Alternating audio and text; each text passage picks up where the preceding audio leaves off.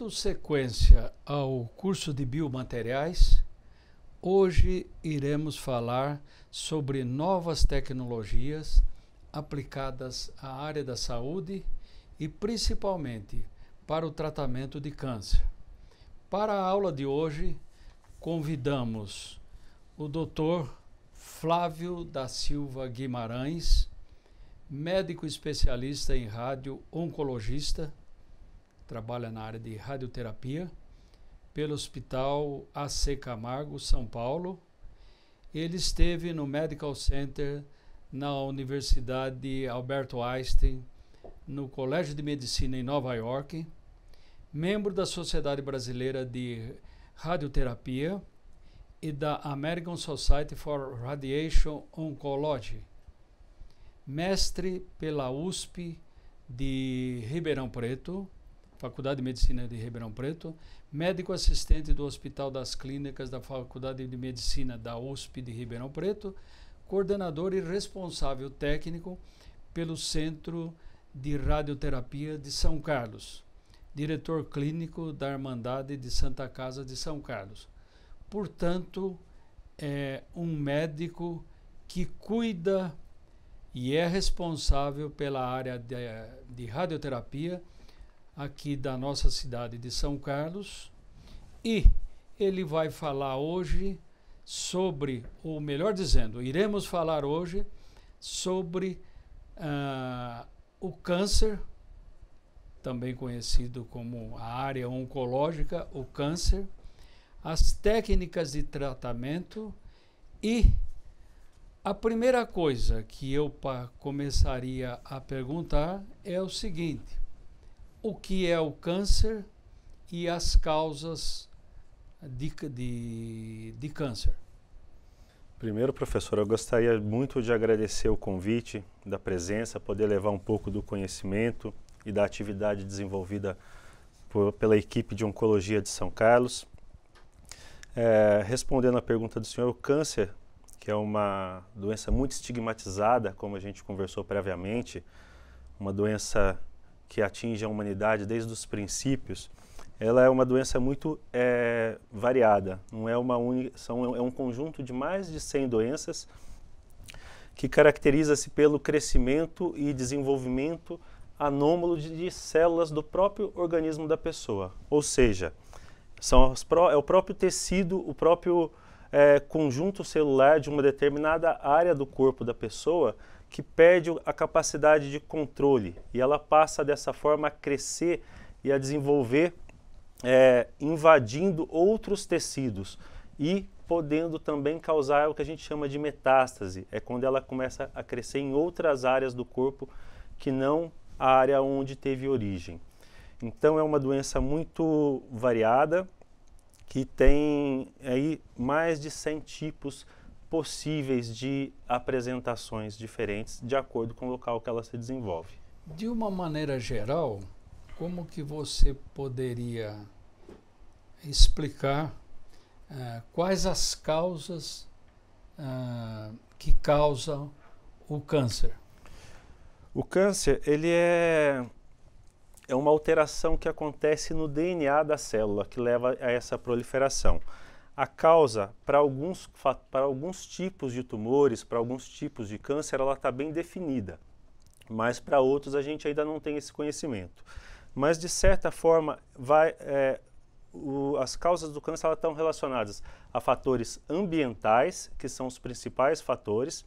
80% dos fatores causadores do câncer é a relação do nosso organismo com o ambiente, e também com uma pequena porcentagem com fatores hereditários. Em torno de 10% são causados por fatores genéticos hereditários. E quando a gente fala em fatores ambientais, esses são diversos. O principal fator ambiental causador do câncer, que é muito conhecido, é o tabagismo, é o cigarro. O tabagismo está relacionado a 30%, a causa de 30% das mortes por câncer no mundo.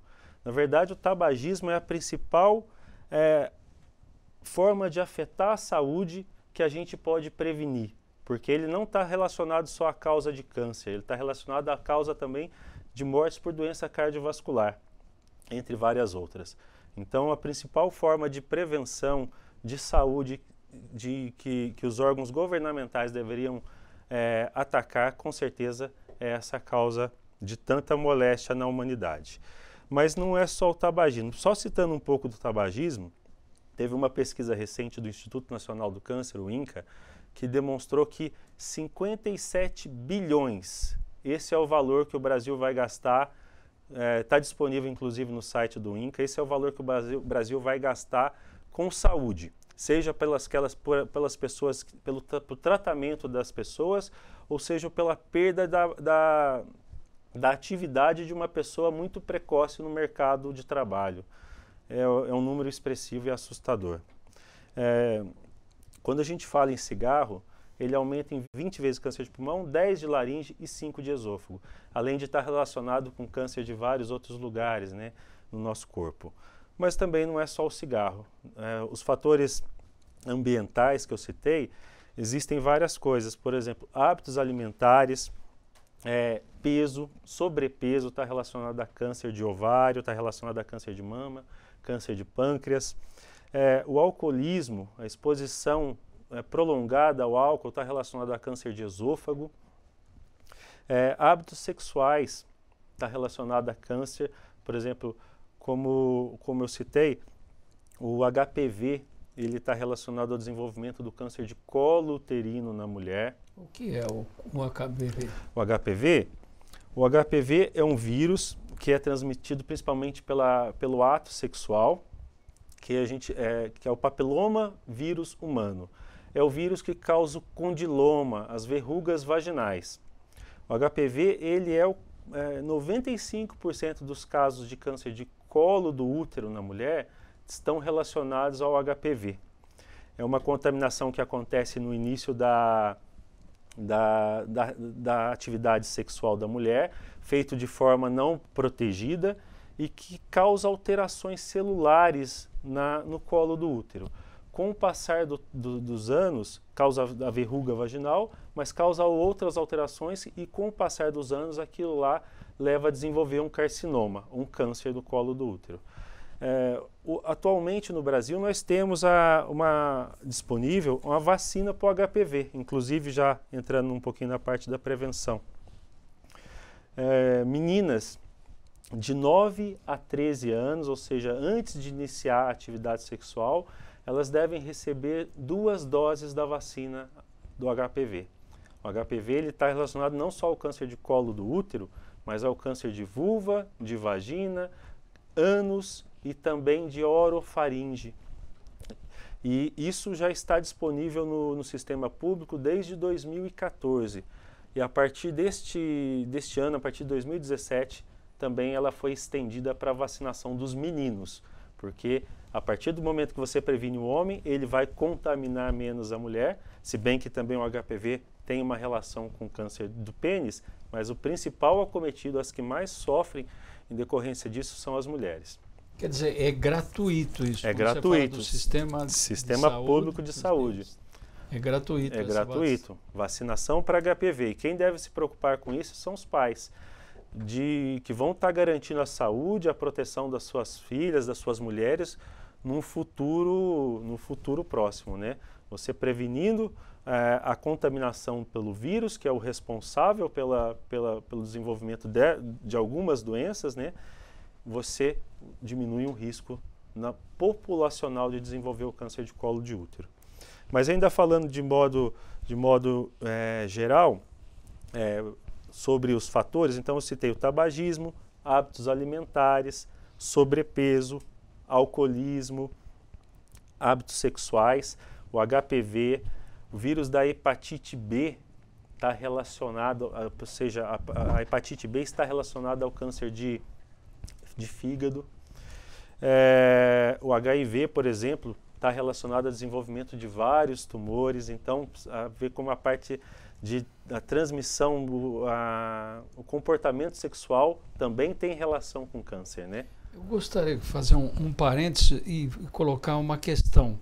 Quer dizer que o que eu estou entendendo é o seguinte, se nós tivéssemos não só o cuidado, mas campanhas efetivas Quando eu falo campanhas efetivas, eu não digo só assim, coloca a informação na televisão e no rádio, eventualmente no jornal e está resolvido.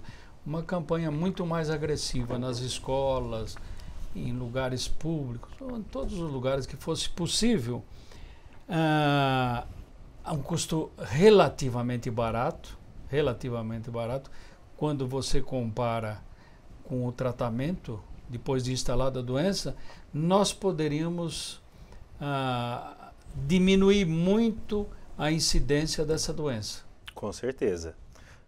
Infelizmente, as pessoas, elas muitas por falta de conhecimento, por falta de esclarecimento, elas não entendem a importância daquilo. Porque a gente está falando de uma prevenção de uma doença que pode ocorrer ou não daqui 20, 30 anos. No início é difícil, nós temos uma recusa grande das pessoas em entender e aceitar, e também um sistema que falha em buscar ativamente essas pessoas, né? E, como o senhor mesmo falou, ir nas escolas, fazer uma busca mais forte dessas pessoas com orientação da família, né? Porque isso depende muito da compreensão da família. E, infelizmente, como acontece muito, tem aquelas informações equivocadas, informações erradas, que as pessoas questionam qual que é o valor de uma vacinação, não entende? Eu posso desenvolver a doença a partir da vacina, e que são informações erradas que a mídia hoje, infelizmente, divulga de forma bem abundante aí. Eu queria voltar ainda um pouquinho. Claro. Você disse que o câncer pode ser causado Sim. por causas hereditárias e ambientais. Sim. Nas causas hereditárias é que passa de pais para filhos. Isso. Necessariamente um pai que tem, ou os pais ou a mãe que tem câncer, o filho terá? Tem algumas síndromes genéticas, síndrome de polipose intestinal, tem algumas síndromes genéticas que o risco é elevadíssimo, que é muito certo da pessoa desenvolver o câncer em alguma fase da vida dela, tanto é que se fala em até algumas cirurgias de forma preventiva. Hoje a gente sabe que tem, por exemplo, a mutação de alguns genes que predispõem com uma incidência muito grande, por exemplo, a câncer de mama e ovário. Em alguns casos sugerindo até a realização da mastectomia profilática. Mas, de modo geral, para a população em geral, o risco de uma pessoa que teve um parente próximo, consanguíneo, que desenvolveu um tumor, ela tem que ter um acompanhamento mais próximo. Não é para todos os tipos de câncer, mas para alguns específicos. Por exemplo, se você teve um parente próximo, um pai, um irmão que teve um câncer de próstata, principalmente numa idade mais jovem, abaixo de 60 anos, você tem um risco elevado de desenvolver o tumor, deve fazer um acompanhamento mais próximo. A mesma coisa para o câncer de mama. Se você tem tias, um histórico familiar mais presente na sua vida, você tem um risco elevado de desenvolver a doença, deve fazer o acompanhamento de forma mais próxima. Perfeitamente. Agora, voltando, o câncer aumenta na humanidade, essa doença aumenta, o desenvolvimento dessa doença aumenta na humanidade e depois, em seguida, em que situação o Brasil está em relação ao aumento ou não dessa doença?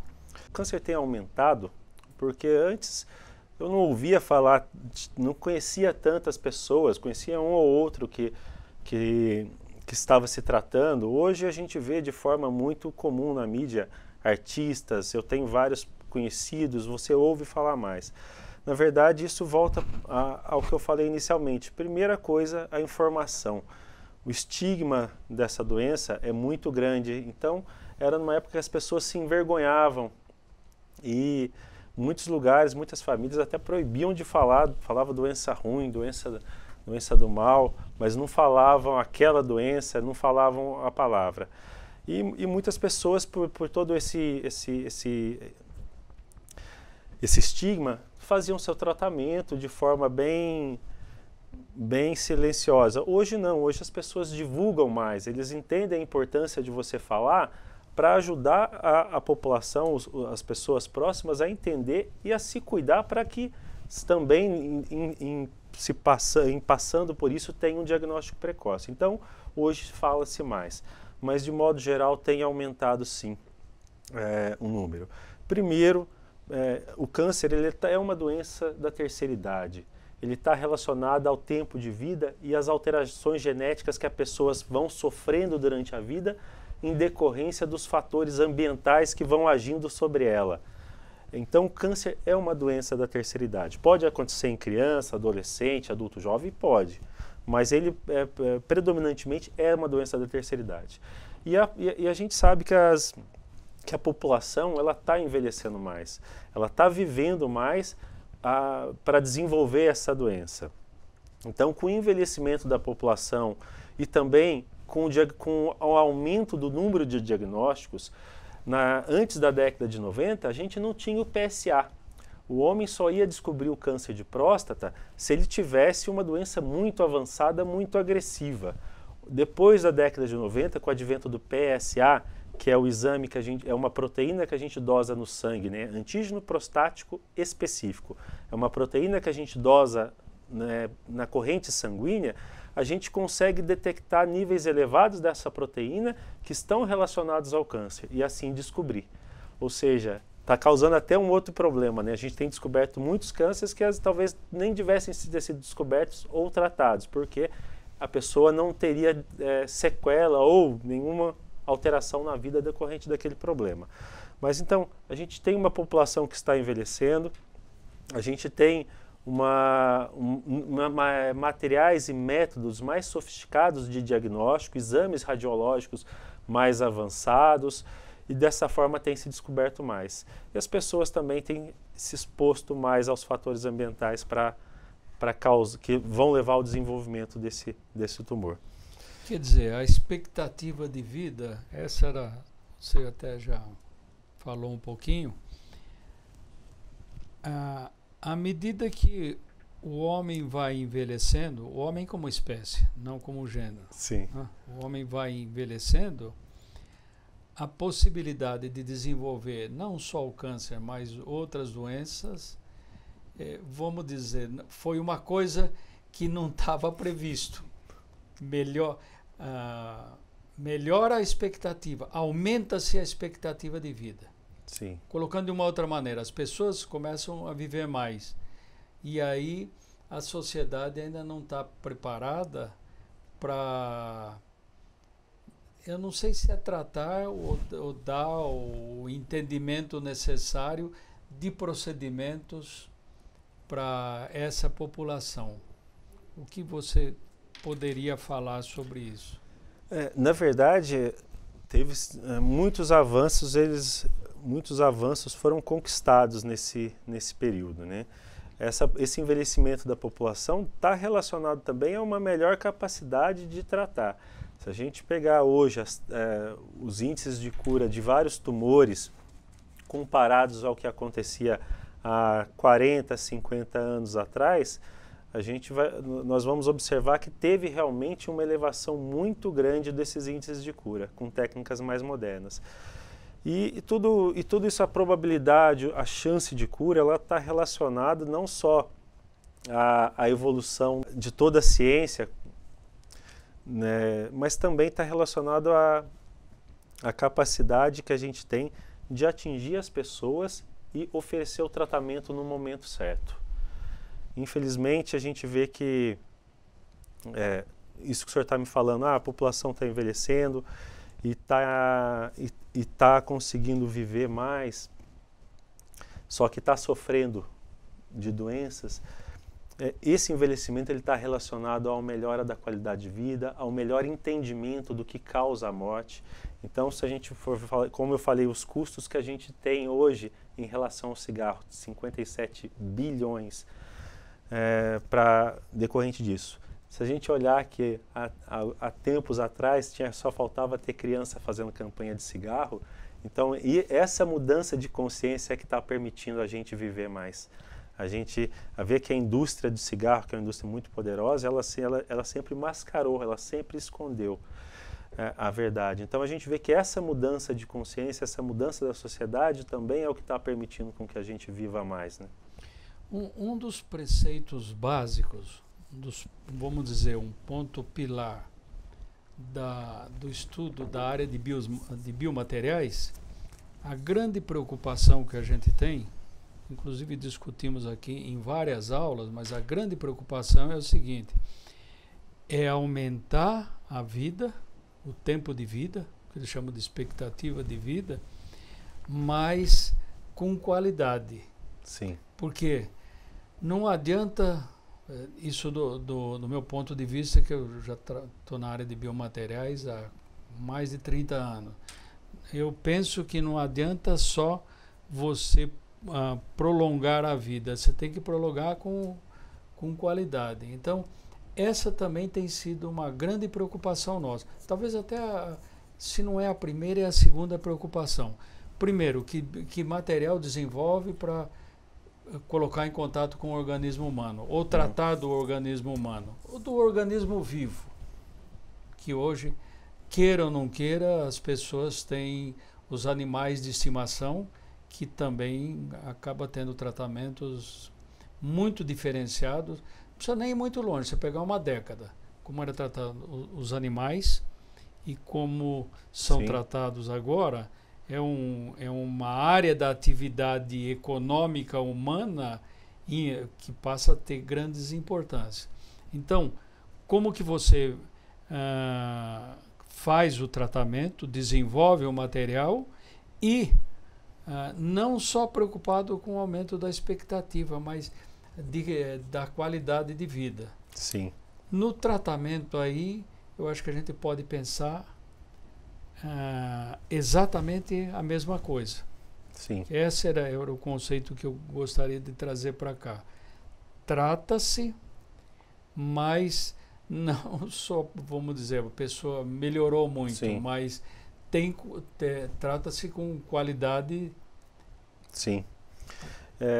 Isso daí, com certeza, é o grande paradigma, é o grande foco da medicina moderna, já entrando nas técnicas mais atuais. O que aconteceu com essa mudança? Inicialmente, o objetivo sempre foi, ainda continua sendo, aumentar o que a gente chama de sobrevida global, a sobrevida média, ou seja, qual o tempo que em meses ou anos que uma pessoa, a partir do diagnóstico de um determinado câncer, tem, qual que é o tempo que aquele tratamento que a gente definiu como tratamento gold standard ou tratamento padrão vai permitir para ela viver, numa média populacional. A partir do momento que você atinge um determinado limiar, o tratamento vai dar essa expectativa de vida, você tem que investir na qualidade de vida. Como eu consigo atingir aquele objetivo de proporcionar a ela um tempo maior de vida, mas sendo menos agressivo, menos invasivo. E é nesse caminho que tem se seguido a área oncológica, o tratamento oncológico. Citando rapidamente, por exemplo, na área da cirurgia. As cirurgias, elas tendem a ser menos invasivas, principalmente quando você diagnostica um tumor inicial. Então, por exemplo, antigamente a cirurgia padrão para o câncer de mama era a mastectomia radical, ou seja, a remoção total da glândula mamária, da pele em volta da glândula mamária e muitas vezes até do músculo embaixo da glândula mamária. E fazia-se um esvaziamento axilar radical. O que é esse esvaziamento axilar? Retirava-se muitos linfonodos da axila, que é um lugar de disseminação do tumor. Isso trazia muitas sequelas para a mulher. Não só sequelas na parte psicológica, mas também sequelas físicas. Muitas vezes elas desenvolviam o que a gente chama de linfedema. Um edema por dificuldade da circulação, elas tinham um edema crônico do membro, do braço, do lado que foi operado. O edema é um coágulo? O edema é um inchaço. O edema é um inchaço, é uma dificuldade de circulação que resulta num acúmulo de linfa, de líquido linfático no tecido, causando um inchaço do braço. Qual que foi a mudança? Hoje em dia, essas cirurgias de mastectomia radical, principalmente essas mais agressivas, elas são a exceção. Hoje, preferencialmente, retira-se o quadrante ou o nódulo, o setor da mama, preservando toda a glândula mamária, e ao invés de fazer aquele esvaziamento, aquela remoção radical dos linfonodos do gânglio da axila, o cirurgião, o mastologista, ele faz o que a gente chama de biópsia do linfonodo sentinela. O que é isso?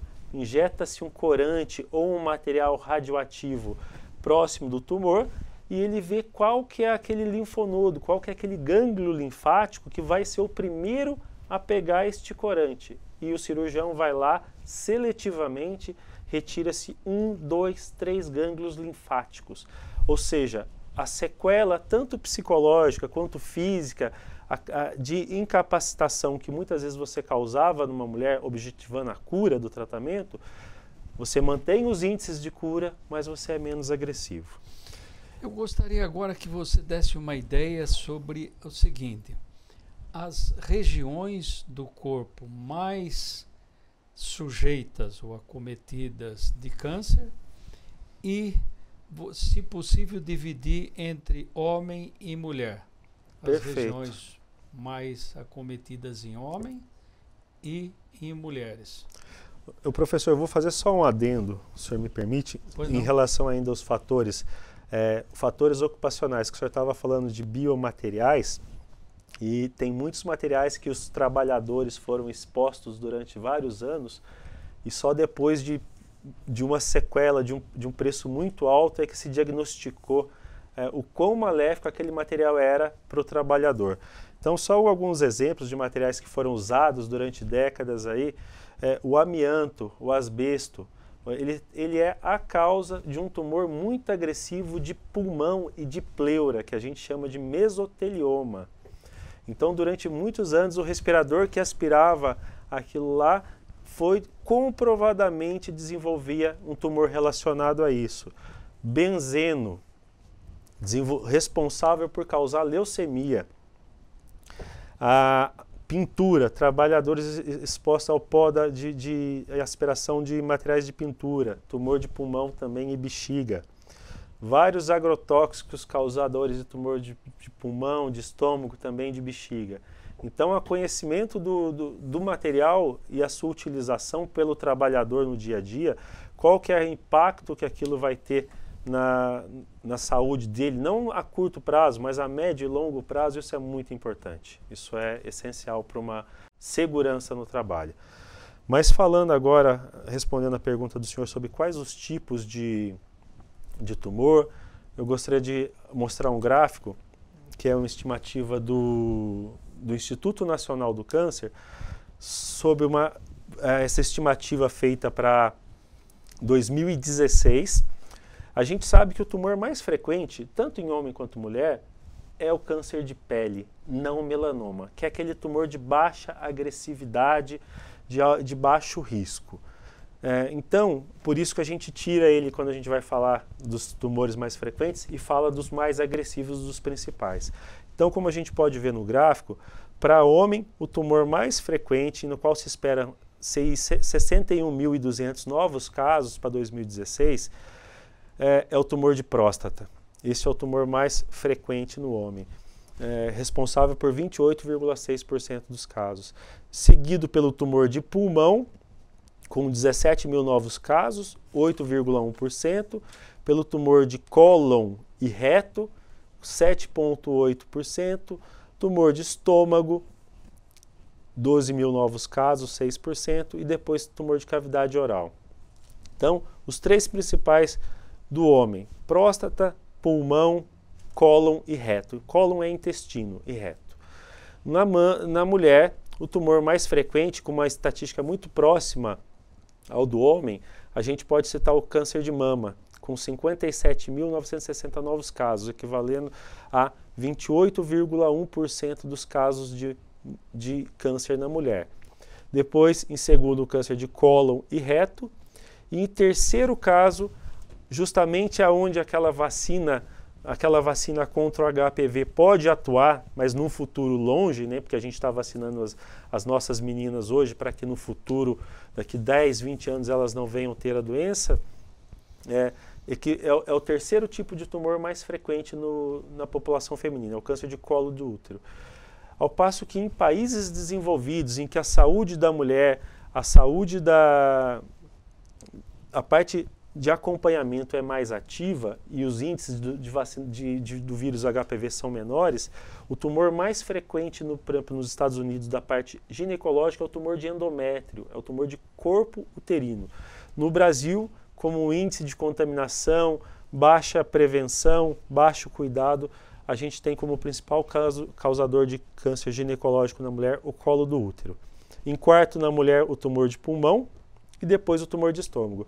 Lembrando que uma preocupação que aconteceu durante muito tempo foi o que a gente observou, o aumento do índice de câncer de pulmão na mulher, graças à independência, ao aumento do tabagismo entre as mulheres, que não é uma coisa boa, né? O cigarro não é bom para o homem, muito menos para a mulher, que às vezes o organismo se mostra um pouco mais suscetível a desenvolver o tumor.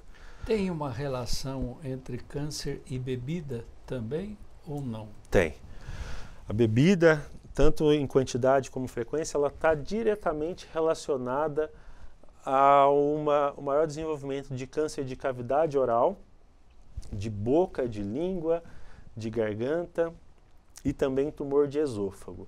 Para falar a verdade, dificilmente eu trato no meu dia a dia um paciente com tumor de esôfago que não tenha a dobradinha, o vício de beber e fumar. É muito difícil a gente ver. Pode acontecer? Pode. Mas a grande população com tumores de cabeça e pescoço, de boca, de língua e de esôfago são tabagistas e etilistas crônicos. Não é a realidade de todo mundo, mas estatisticamente a gente observa que a maioria faz uso dessas substâncias. Ainda queria fazer uma outra questão. Como tem doenças comprovadamente que atingem mais uma etnia ou outra, que erroneamente se fala, se você pegar aqui a região sul, né, fala raça branca e raça negra. Sim. Não, a raça é humana. Sim. O que muda é a etnia. Sim. A etnia é que é uma cor ou é outra cor. Tem maior incidência de algum tipo de câncer ou de todos em etnias diferentes? Diferentes aí no caso, branco e negro? Sim.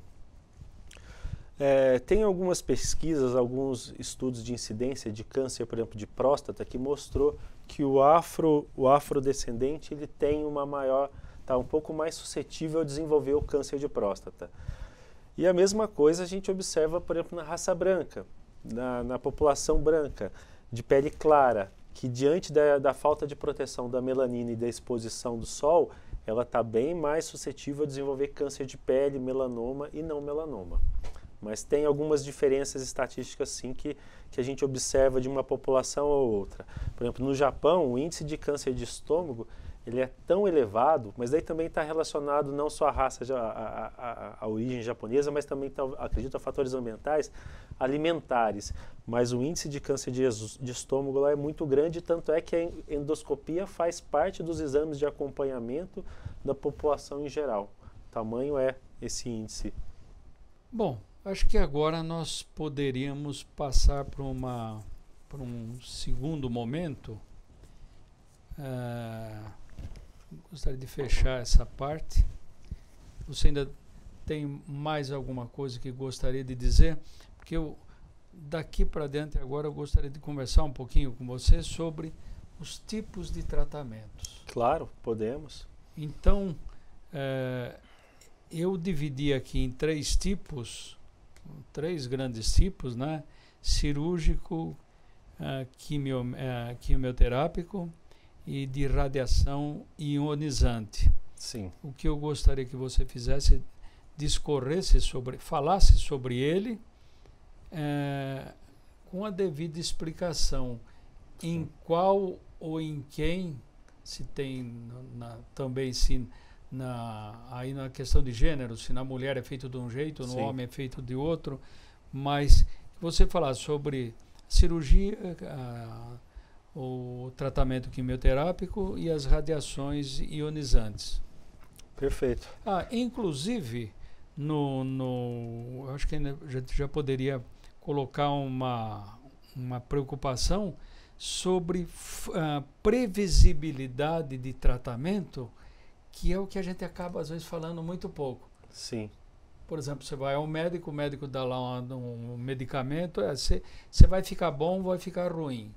Isso não quer dizer, do meu ponto de vista, absolutamente nada. Perfeito. Então, só tentar desenvolver uma ordem cronológica e um raciocínio mental para as pessoas que estão ouvindo. Como que funciona a partir do momento que fez-se o diagnóstico do câncer? Ou como esse diagnóstico é feito? Então, a primeira etapa, a partir da suspeita ou do diagnóstico confirmado, por exemplo, eu fiz um raio-x e observei um tumor no pulmão, ou eu faço o acompanhamento regular de mamografia e ultrassom da mama e o médico diagnosticou um nódulo, ou eu faço o meu exame de toque, o meu exame de PSA e ele aumentou, o médico sentiu que tem um nódulo, eu tenho a suspeita. O primeiro passo, antes de qualquer coisa, é uma confirmação histológica, ou seja, retirada daquele tecido e uma confirmação através de um médico, de um laudo de um patologista, de que se trata de um tumor, que é um tumor maligno, e a partir daí o médico vai solicitar vários exames para a gente fazer o que a gente chama, o que é chamado de estadiamento. Ou seja, eu vou classificar aquela doença para saber em qual fase ela foi diagnosticada. Se ela está sendo diagnosticada no estadio inicial, precoce do seu desenvolvimento, ou se ela está sendo diagnosticada numa fase mais avançada. A partir do diagnóstico e do estadiamento, a gente define o tratamento. O tratamento, como fica bem estabelecido, o tratamento do câncer ele é um tratamento multiprofissional. A gente tem que ter um envolvimento de terapia ocupacional, psicólogo, nutricionista, fisioterapeuta, enfermagem, todos envolvidos. Mas dentro da área médica, são 3 principais médicos que vão atuar. Um é o cirurgião oncológico, que pode ser um cirurgião oncológico direcionado para a área aonde desenvolveu o problema. Por exemplo, um câncer de próstata, o cirurgião oncológico é o urologista. No câncer de mama, é um mastologista. Então, um gastrocirurgião para o tumor de estômago, por exemplo. E assim vai direcionando. O cirurgião ele vê uma área de atuação dentro dos possíveis locais de acometimento dentro do corpo. Daí temos o oncologista clínico, que é o médico responsável pela quimioterapia e outras terapias que estão surgindo aí. E temos também o radio-oncologista, que é a minha área de atuação, ou antigamente chamado como radioterapeuta especialista em radioterapia. Teve uma mudança da sociedade na designação que mudou para radio-oncologista. A partir do momento que você fez os exames, você sabe vamos dizer popularmente, em que pé que está a situação. É um tumor inicial, pequeno, um tumor mais avançado, um tumor grau de estadiamento intermediário, a gente define o tratamento. Alguns tratamentos são bem estabelecidos, não tem muito o que variar. Então, por exemplo, a partir do diagnóstico do câncer de próstata, você tem as linhas que você pode seguir. Pode operar ou posso fazer radioterapia. Câncer de mama, o ideal é fazer a cirurgia e associada a químio, podendo ser associado depois a químio ou a rádio. Mas, de modo geral, o tratamento ele é multimodal e ele passa por mais de um especialista. Então, não tem uma regra geral. Por exemplo, vou te dar um exemplo, professor, um tumor de laringe. Voltando ao que a gente falava, antigamente o tumor de laringe, de cordas vocais, ele era sinônimo de cirurgia. Operava-se e, infelizmente, você tirava a capacidade da pessoa falar. Hoje, um tumor de laringe inicial, ele é tratado com radioterapia exclusiva. Se for um tumor um pouco mais avançado, ele pode fazer radioterapia associado à quimioterapia, ou pode fazer cirurgia. Então, de modo geral, em alguns casos tem bem definido o que pode ser feito, o que deve ser feito para aquele tipo de tumor e para aquele estadiamento. Em alguns outros a gente tem opções. O paciente pode optar por operar ou pode optar por fazer uma radio e quimioterapia com finalidade radical. Então depende muito do local que a gente está falando, de que fase que aquela doença foi diagnosticada. Então a gente tem hoje algumas opções terapêuticas a depender dessas variáveis aí. Tem uma situação que, vamos dizer, o médico diria não faz nada e acompanhamos? Só para responder a outra pergunta que o senhor me fez, é sobre a previsibilidade. Previsibilidade. Né? Tudo isso, tudo que a gente faz hoje, a gente trabalha através de estatísticas. Como que eu posso falar para o senhor, olha, se eu fizer o seu tratamento, o senhor vai ter uma chance de cura de tantos por cento, uma sobrevida de tantos por cento.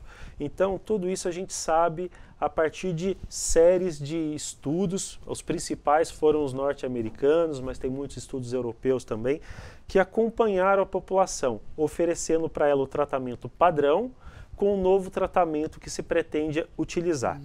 Então, todo tratamento, quando a pessoa oferece, ela tem uma estimativa de cura. Por exemplo, eu vou falar de um tumor de laringe inicial com radioterapia. A chance de cura é acima de 90%.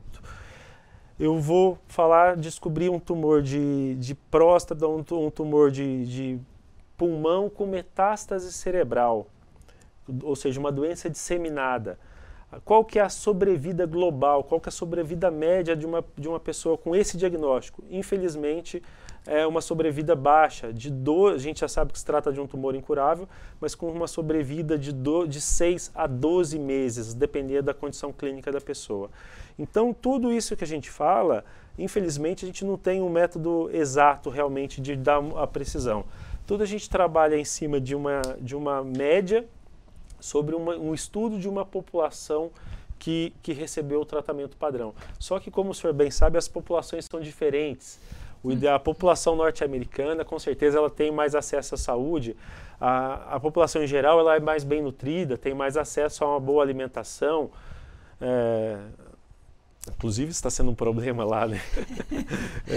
Então, assim, o ideal seria que a gente tivesse as nossas estatísticas. Qual que é, por exemplo, a sobrevida de um tratamento em um paciente com as nossas características? E isso, infelizmente, ainda é falho. Então, a gente trabalha em cima de médias, de estimativas, de pesquisas que envolveram milhares de pessoas que tiveram o mesmo problema e submeteram-se a um tratamento durante um período e foram acompanhados depois a longo prazo. Então são estudos que começam hoje, mas que vão nos dar as respostas efetivas que a gente quer daqui 5, 10 anos.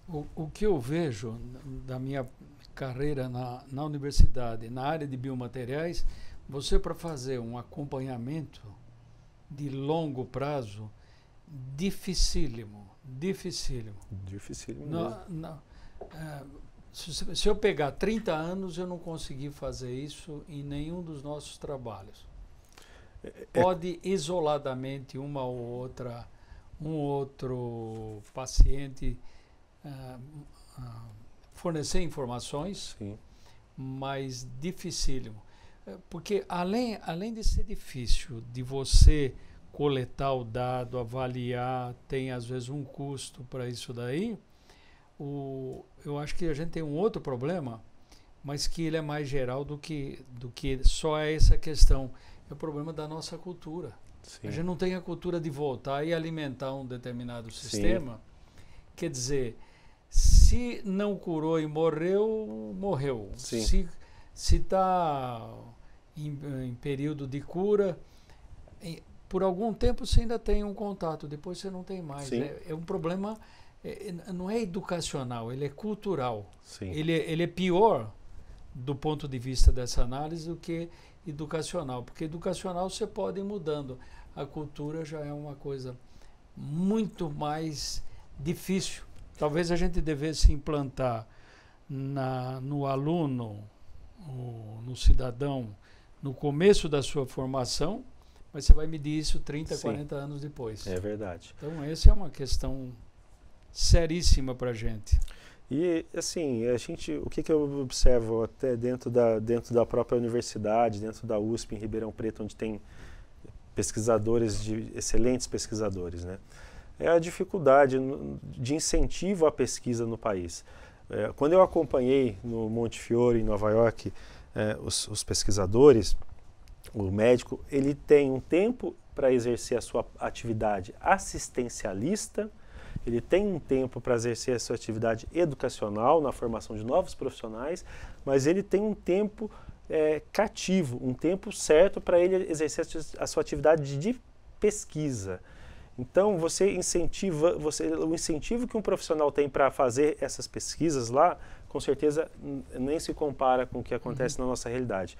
Mas tem também a dificuldade de bancos de dados, né? Um banco de dados certo, unificado, e muitas vezes você tem que fazer uma procura ativa desses pacientes, desses dados, porque a população, às vezes, ela não tem preocupação pessoas por questões culturais, às vezes nem de se preocupar com a própria saúde em retornar ao médico após o tratamento. É muito frequente casos que a gente perde o segmento, perde o acompanhamento, o paciente deixa de fazer os exames recomendados durante um período, que é um período longo após o tratamento, né? Eu gostaria que a gente voltasse agora sobre os tipos de tratamento e se você já pudesse colocar alguma informação. Então, assim, como eu estava falando, como eu citei anteriormente, a cirurgia, ela se tornando menos invasiva. Hoje a gente tem a cirurgia, citando os 3 principais áreas, né, que é a cirurgia, a oncologia clínica, a químio e a radioterapia. Então, reprisando, a cirurgia, ela está se tornando menos invasiva. Técnicas mais modernas. Temos a cirurgia robótica, que ainda também não é uma realidade, mas que está surgindo aí, ou seja, cirurgias menos agressivas, menos extensas. Em relação por exemplo, ao tratamento da quimioterapia, da oncologia clínica, não só quimioterápicos, hoje estão surgindo anticorpos monoclonais, algumas medicações que são específicas para a doença. Então, aquele tratamento, você tem câncer de mama, por exemplo, você vai tomar um remédio tal, hoje não é assim. Então, por exemplo, hoje faz-se a químio, mas outros tratamentos complementares, como, por exemplo, um tratamento hormonal que a mulher pode fazer ou não, o que determina é uma pesquisa que é feita em cima das células tumorais, para ver se ela tem receptores de estrógeno, né, receptores de hormônio no seu tumor, ela toma ou não o bloqueador hormonal. E a mesma coisa se ela tem ou não uma mutação no gene HER2, um HER2, ela toma ou não uma vacina que a gente chama de Herceptin. Então, a tendência é você não fazer mais um tratamento, você verifica qual que é a mutação, a tendência que eu digo que está implementando com essas novas drogas, é você vê qual que é a mutação, você vê qual que é o tipo genético do tumor e a partir daí você faz um tratamento para aquele tumor, não para aquele paciente. Você tratava-se muito genericamente. Então hoje eles estão tendo que descobrir qual que é o tratamento que vai ser eficaz. Porque se não vai ser eficaz e tem efeito colateral, você não submeta o cidadão, o paciente, a um efeito desnecessário. Direcionado. Perfeito. Em relação à radioterapia, o que talvez seja o mais desconhecido desses tratamentos, o que é radioterapia? Radioterapia é um tratamento oncológico que consiste na aplicação, na utilização de radiação ionizante para matar as células tumorais. Então aqui eu estou demonstrando, vocês estão vendo o aparelho de radioterapia. Esse aparelho é um aparelho muito moderno, é um aparelho chamado Unique Performance, da marca Varian, é um aparelho americano, é o que nós temos disponível hoje no Centro de Radioterapia de São Carlos. Qual foi a evolução da radioterapia nesses anos? A radiação em si, ela era oriunda de uma fonte de algum material radioativo, do rádio, do cobalto. Então, o aparelho, há anos atrás, se bem que ainda temos esses aparelhos em atividade no Brasil, ele tem a fonte radioativa dentro. O nosso aparelho é um acelerador linear. Ele não tem radiação dentro. Ele produz através de ondas eletromagnéticas, uma aceleração de um elétron que vai bater num alvo de tungstênio e a partir de uma corrente elétrica ele produz a radiação. Uma radiação de maior potência, de maior penetração, o que dá menos efeitos na pele, como a gente observava com o aparelho comparado ao aparelho cobalto. Então, o que mudou o que a gente consegue oferecer hoje na parte da radioterapia? Isso é vista de frente, né? Isso é vista de frente do aparelho. Ele gira. Então, nesse aparelho, a pessoa vai estar deitada na mesa e o aparelho, como está projetado ali, ele vai rodar em volta do paciente, fazendo a aplicação da radioterapia. Aqui é uma vista de frente do aparelho. Ele roda 360 graus? Esse aparelho, o aparelho roda 360 graus. Aqui mostrando um paciente deitado, ele está utilizando aqui uma máscara de material termoplástico. É uma máscara que a gente faz no molde do rosto do paciente para garantir uma imobilização. Porque o tratamento da radioterapia, semelhante ao que eu falei, por exemplo, da quimio, como que a gente consegue direcionar, fazer a radiação ser localizada naquele ponto. Então, a precisão da radioterapia, a gente tentar manter a radiação ela circunscrita, ela atingir o tumor e preservar o que tem em volta, esse é o grande objetivo dos tratamentos mais modernos. Você faz, uma vez detectado onde está o tumor, você faz um planejamento tanto da incidência como da potência do... Justamente. Quais são as etapas da radioterapia? A primeira etapa é o que a gente chama de planejamento. O paciente passa em consulta, você indica-se o tratamento, e a primeira etapa é o que a gente chama de planejamento. O paciente vai deitar, a gente determina a posição e o local que vai ser tratado, e a partir daí todo o nosso planejamento é computadorizado. Faz-se uma tomografia computadorizada da área que a gente quer tratar, de onde eu quero que a radiação atinja e o que eu desejo que seja protegido, que são os órgãos sadios. A partir dessas imagens tomográficas, eu faço no computador todo um planejamento técnico. Eu vou mostrar um para ilustrar aqui. Aonde vai ser tratado, a dose que vai ser liberada naquele ponto, o que está próximo, o que pode ser atingido e o que tem que ser preservado. A partir daí, aqui uma visão lateral do aparelho, né? Essa parte inferior do aparelho, esse braço que está saindo do aparelho, é um controle de qualidade para a gente garantir com precisão milimétrica que o nosso centro de tratamento está sendo respeitado. Então, como eu estava exemplificando aqui, só um vídeo para entender como que funciona o tratamento. Isso aqui é o paciente posicionado naquela mesa que eu mostrei. Esse aparelho ele faz um controle de qualidade para garantir que o paciente está bem posicionado e a partir daí é feita a emissão da radiação. Na exata posição, na exata localização que foi feito o tratamento. Nós temos aqui em São Carlos uma técnica muito sofisticada que a gente chama de Rapid Arc, ou arco volumétrico rápido, que é o tratamento do local em 360 graus. Então, em vez de tratar por um ponto, por 2 pontos, a gente trata por 360 graus.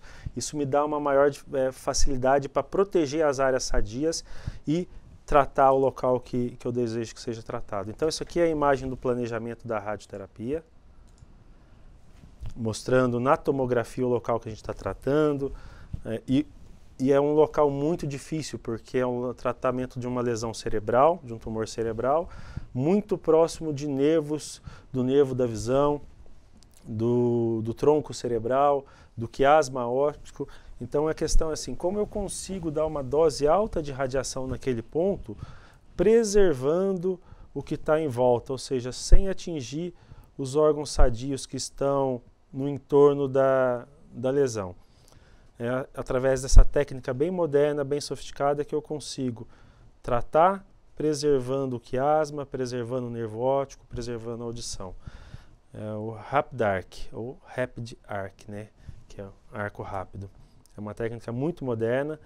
Nós já temos aqui mais de 500 pacientes tratados com essa técnica. Lá no Hospital das Clínicas, onde eu presto assistência, que é um hospital muito bom, nós não temos essa técnica lá. Pelo que eu saiba, também em Jaú, até então, eles não têm disponível. Barretos vai começar a fazer agora. Nós já estamos com mais de 500 pacientes tratados com essa técnica aqui em São Carlos. Eu queria voltar a uma questão aí. Como você pode, o equipamento permite que você irradie, ou incida a radiação em 360 graus? Sim. No planejamento é possível dizer, eu vou incidir uma energia menor. Sim, sim. E aí eu vou bombardear isso de todos os lados. Isso. E ainda com relação a essa questão, como que diferencia, se é que é possível, o tecido que está íntegro com o tecido doente? Sim. Todo esse questionamento que o senhor me fez está relacionado ao planejamento, que é a primeira etapa que é feita por mim. A partir do planejamento, a gente faz essa diferenciação de onde está o problema, aonde tem que ser tratado ou aonde tem que ser produzido, pelos exames radiológicos existentes. Como aqui, por exemplo, nesse planejamento, eu usei uma tomografia pré e pós-operatória junto com ressonância magnética pré e pós-operatória. Então a gente utiliza os exames de imagens disponíveis, tomografia, ressonância e o PET-CT, para determinar aonde está a lesão, aonde a gente quer tratar e onde a gente quer proteger os órgãos sadios. A partir disso, eu mostro para o computador. Esses são sistemas de cálculos muito sofisticados que vão calcular a interação da radiação com a matéria, a partir do conhecimento prévio embutido nesse sistema de cálculo, que é um sistema de cálculo produzido também, fabricado pelos americanos. Então, ele vai calcular a intensidade da radiação, por onde a radiação vai entrar, por onde vai sair. Então, quando a gente trata 360 graus, com essa técnica que a gente tem utilizado aqui, o que eu consigo? Eu consigo ter mais flexibilidade. Naquele local eu estou mais próximo de um determinado órgão sadio, ele é mais sensível à radiação. Então, o sistema ele calcula de uma forma a diminuir a radiação por aquela entrada. Não, aqui eu estou mais próximo do tumor, já está longe daquela estrutura. Ele aumenta a intensidade. Então, ele vai fazendo uma modulação da intensidade e de todas essas variáveis do que está próximo ou não, para que concentre o máximo de radiação aonde a gente quer tratar, preservando os tecidos sadios. Então, o que eu sempre passo para as pessoas, para os pacientes que eu converso, para os meus pacientes, qual que é o objetivo dessa técnica mais moderna, mais sofisticada? Ela permitir você tratar com melhor qualidade e precisão, diminuindo a dose que chega nos tecidos sadios, que é o que traz riscos de complicação, que traz riscos e os efeitos colaterais. Essa precisão ela permite você diminuir efeitos colaterais de um tratamento que muitas vezes é um tratamento delicado, né? Por exemplo, tratar um tumor, nesse exemplo que eu dei, tratar um tumor com uma dose extremamente elevada de radiação próximo do quiasma, se eu não tivesse a tecnologia eu não conseguiria. Eu tenho duas opções. Ou eu trato assumindo um risco que aquela pessoa tem uma chance muito grande de desenvolver um efeito ruim do meu tratamento, ou seja, naquele caso específico que eu mostrei, seria perda da capacidade visual, uni ou bilateral, ou eu faço o contrário, eu respeito a dose que aquele órgão sadio pode receber, diminuindo a dose total do tratamento. Eu diminuo a chance de cura do tumor, a chance de controle do tumor. Então eu fico numa decisão, ou eu dou uma dose muito alta, aceito o risco, ou eu diminuo a dose, aceito que eu vou diminuir a chance de cura.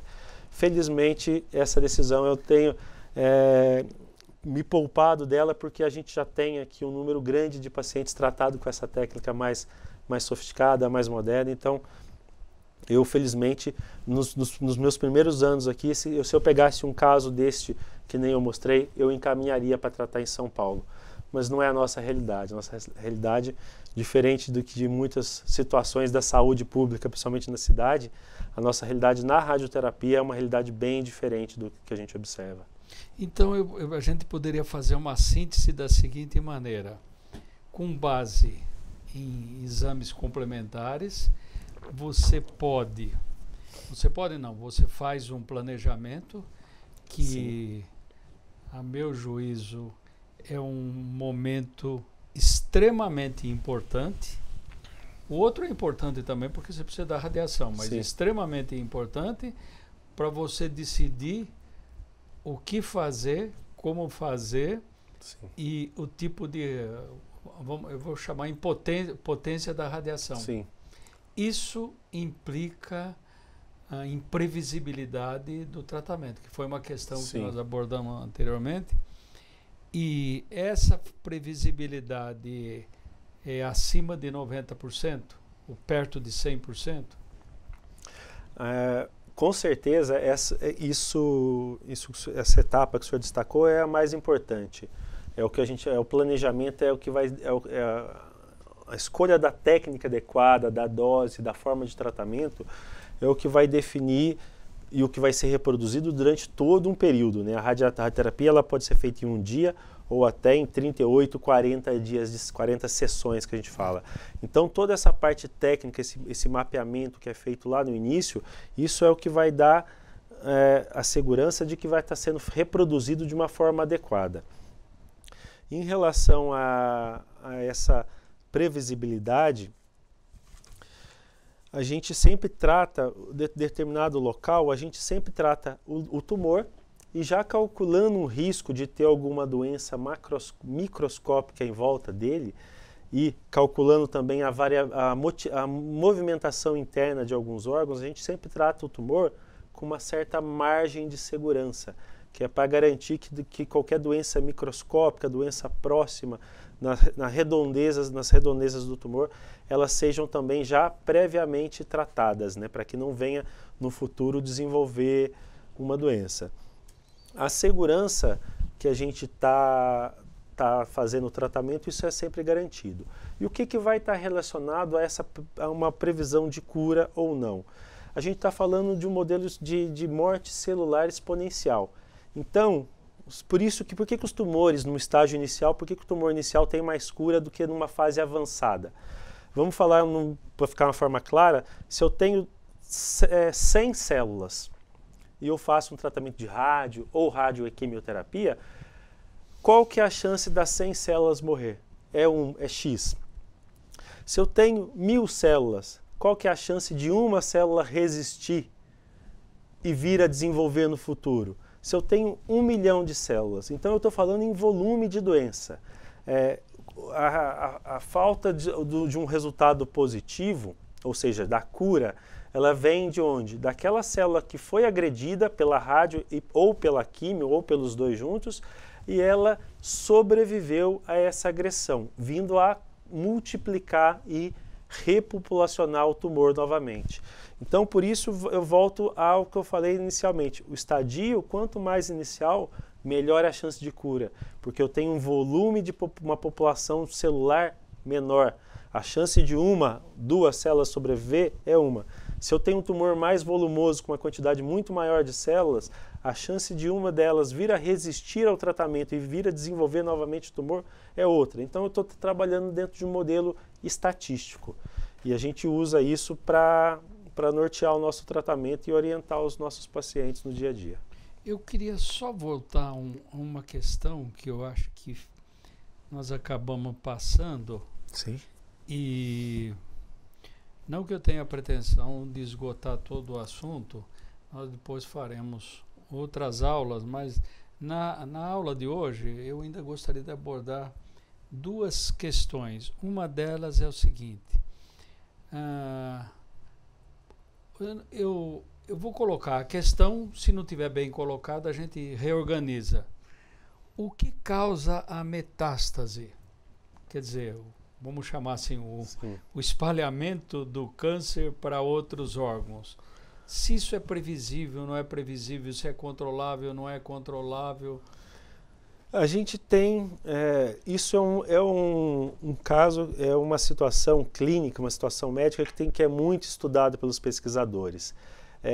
Qual que é o fator de adesão na célula que faz ela ficar unida ou que faz ela se separar e através dessa queda na corrente sanguínea ela ir se desenvolver em outro lugar? A gente não tem essa resposta ainda, professor. A gente sabe que alguns tumores, eles são altamente metastáticos. E para alguns lugares específicos. Né? Por exemplo? Tem um câncer de pulmão que a gente chama de câncer de pulmão não pequenas células. Ele é altamente metastático e pior, muitas metástases para o sistema nervoso central, para o cérebro. Tanto que a gente faz o que a gente chama de PCI, que é uma irradiação profilática do crânio. A partir do momento que teve uma boa resposta ao químio e controlou o pulmão, a gente sabe que o risco de metástase cerebral é tão grande que a gente faz uma profilaxia e irradia o cérebro com uma dose baixa para já tentar eliminar, diminuir o risco de desenvolvimento de metástase. Mas isso é uma coisa que os cientistas, que os pesquisadores estão muito atrás de saber por que alguns tumores, às vezes a gente tem tumor muito grande que não teve metástase e tem tumores muito pequenos que muito precocemente já desprende alguma célula dela, um grupo de células que vai pela circulação desenvolver doença em outra parte do corpo. Essa é uma resposta que com certeza vai mudar o rumo da oncologia quando a gente tiver. Muito bem. E por hora, uma última questão é o seguinte, quanto custa esse tratamento, se está no SUS, se ele é democrático, Sim. Grande parte da população pode utilizá-lo. Enfim, como que é feito antes do tratamento? Sim. Como que a pessoa entra num sistema desse para fazer o tratamento? Nós temos aqui em São Carlos uma UNACOM, uma unidade de tratamento de câncer, no qual nós disponibilizamos para todos os pacientes o tratamento cirúrgico, quimioterápico e também a radioterapia. De modo geral, a maior parte dos tratamentos estão disponíveis no SUS. Alguns tratamentos novos que têm surgido, infelizmente, eles não são contemplados nem pelo SUS e nem por muitos convênios. Então, por exemplo, tem algumas que a gente chama de anticorpos monoclonais, alguns tipos de medicações específicas para alguns tumores específicos. Infelizmente, são tratamentos caros, dispendiosos e que não está rotineiramente disponibilizado para os pacientes do Sistema Único de Saúde, nem de convênio, né? São tratamentos à parte. Mas, de modo geral, a maior parte dos tratamentos, para a maioria dos tumores, alguns estão disponíveis no Sistema Único de Saúde. Mas essa briga é uma briga nossa de longa data, para que o sistema de saúde, o sistema público de saúde, ele incorpore essas novas tecnologias que estão surgindo, incorpore para que disponibilize para o sistema, para o paciente, a medicação que ele precisa, o tratamento que ele precisa.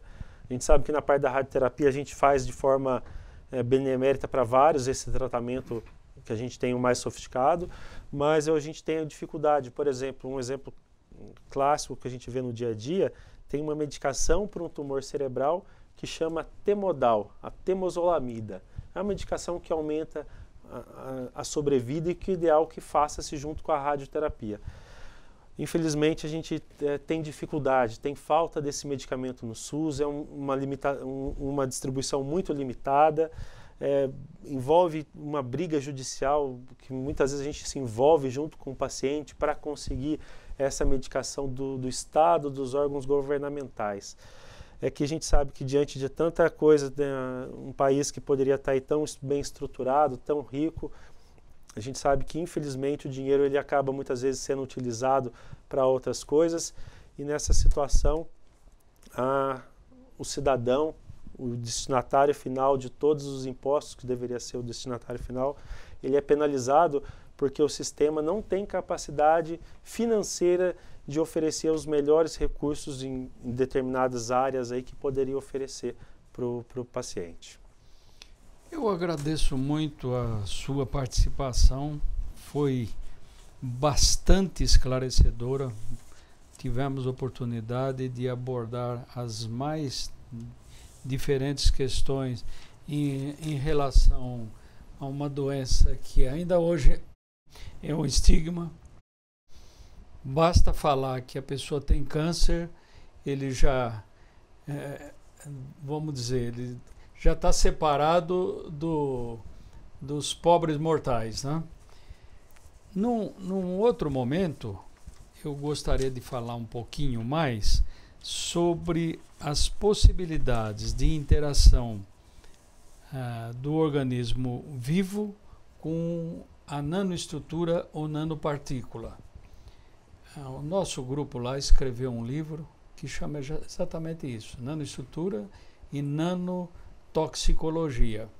E o que nós constatamos é o seguinte: sabe-se muito pouco, eu até poderia dizer de uma outra forma, quase nada, a respeito dessas interações. Sabe-se pouco do mundo nano, sabe-se pouco das interações, não é só com o organismo, mesmo quando você desenvolve equipamentos, sabe-se pouco dessa interação, às vezes desconhecimentos grande de coisas muito simples. Então, isso é vamos dizer, não é num programa que a gente resolve, mas a gente pode voltar a abordar. Eu acho que pode e deveria, e aí a gente pelo menos coloca as questões, as dificuldades. Não quer dizer que a gente vai ter a solução, pelo menos entender que nós respiramos isso todo dia. A nanopartícula ela não está presente. Agora descobrimos que tem, aí talvez não deve ter 20 anos o grande aumento. Nós fizemos um levantamento nos bancos de dados praticamente dos países desenvolvidos. E o que a gente vê é o seguinte, que ainda se sabe muito pouco dessas interações. Então, num outro momento, eu gostaria da gente retornar, e aí, nem que não seja um programa com maior previsibilidade, mas que a gente volte, eu acho que vale a pena a gente voltar e conversar novamente sobre essas coisas e dar um enfoque mais futurista, mas de um futuro que agora já está um pouco mais perto do que se nós estivéssemos fazendo esse programa aqui, por exemplo, há 5 anos. Não precisa ser nem uma distância muito grande. A nanopartícula, tem muitas pesquisas que eles estão tentando desenvolver. Tem 2 situações específicas que podem ser utilizadas na radioterapia. Ou radioproteção, você tentar ver alguma nanopartícula que chegue e consiga proteger aquela célula que é sadia, ou causar uma radiosensibilização, uma nanopartícula que vai especificamente na célula tumoral e, a partir da exposição daquela célula tumoral, ela fique mais suscetível à ação da radiação. Então, com certeza, esse é um meio muito vasto, um caminho muito grande a ser trilhado aí pelos pesquisadores. Mas eu agradeço demais o convite, estou à disposição para quando quiser. Espero ter sido claro aí nas explicações. São coisas bem específicas da área médica, mas eu estou à disposição, professor. Não, foi claríssimo. Eu agradeço. Mas teremos uma outra oportunidade. Muito obrigado. Perfeito. Obrigado.